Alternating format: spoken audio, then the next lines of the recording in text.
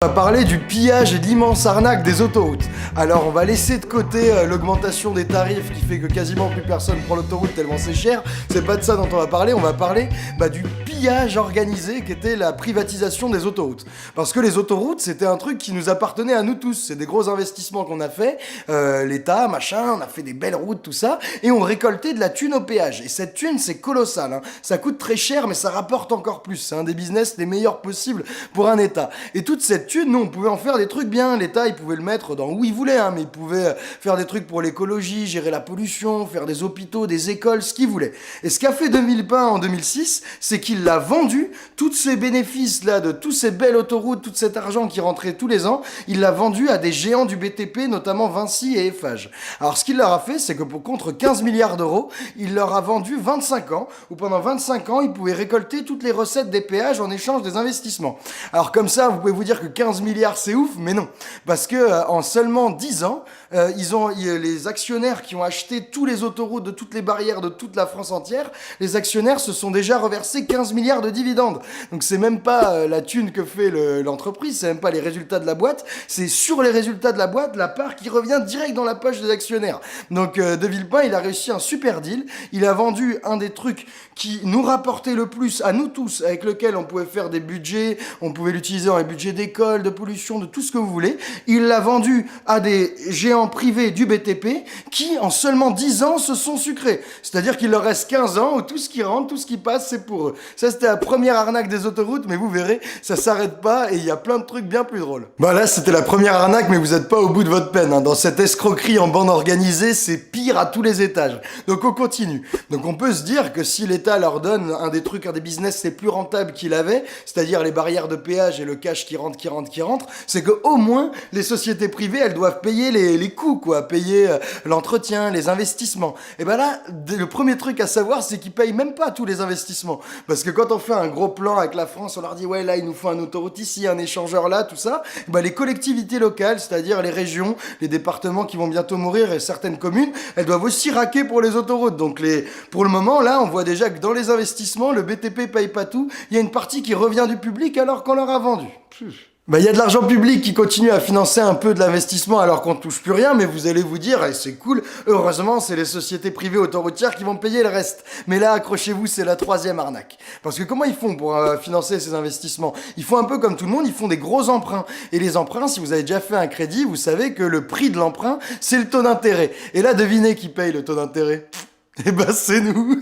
Il y a une niche fiscale exprès faite pour qui fait que l'État leur enlève le taux d'intérêt et le paye pour sa pomme. Et ça c'est combien? C'est 3,4 milliards. Donc on commence à bien se faire enfiler dans cette affaire. Là, on a vendu un des trucs les plus profitables de l'État, qui pouvait rapporter de la thune pour faire plein de trucs bien. On le vend au privé et on continue d'assumer la plupart des coûts, hein. C'est là où on en est. Vous croyez que c'est fini, mais non, il y a la quatrième arnaque.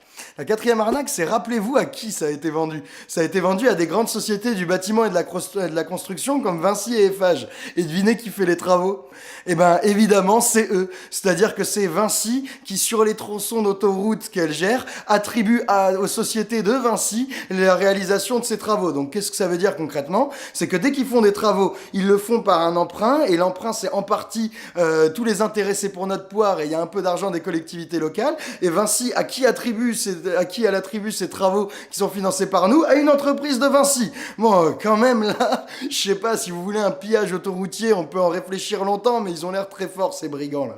S'il y a des brigands, faut forcément quelqu'un qui se fait plumer. Alors vous avez déjà compris qu'en tant que citoyen, on se fait bien siphonner le bien public, ça y a pas de problème, mais il y a la cinquième arnaque, elle était facile à trouver, c'est celle qui nous plume en tant que consommateur. Parce que le deal initial de vente des sociétés autoroutières à des sociétés privées, eh ben le deal prévoyait qu'il n'y ait pas trop d'augmentation de prix, pour pas qu'ils puissent se surgaver. Mais évidemment, pour ceux qui ont l'habitude des autoroutes, vous avez vu que ça a grimpé. Ça a pris 22% en 10 ans, au point que la Cour des comptes dans plusieurs rapports arrête pas de pointer qu'ils augmentent beaucoup plus les prix que ce qui est prévu et que l'État se couche comme une merde. Donc là, je pense qu'on a un tableau bien complet pour comprendre ce que c'est l'escroquerie des autoroutes. Vous devez vous dire, c'est un cauchemar, c'est un mauvais rêve, mais malheureusement non, parce que tous les chiffres qu'on a cités, ça vient de rapports officiels, de la Cour des comptes, de l'autorité de la concurrence et de plein de trucs officiels. Allez voir les sources, tout est là. Donc là, à la fin de tout ce tableau dégueulasse, la seule question qui se pose, c'est comment même les politiciens les plus véreux ont pu faire ça, hein. Moi, je me la pose parce que même au Liban, ils auraient peut-être pas osé, l'arnaque, elle est trop grosse. Alors pour moi, enfin pour nous, il y a deux options.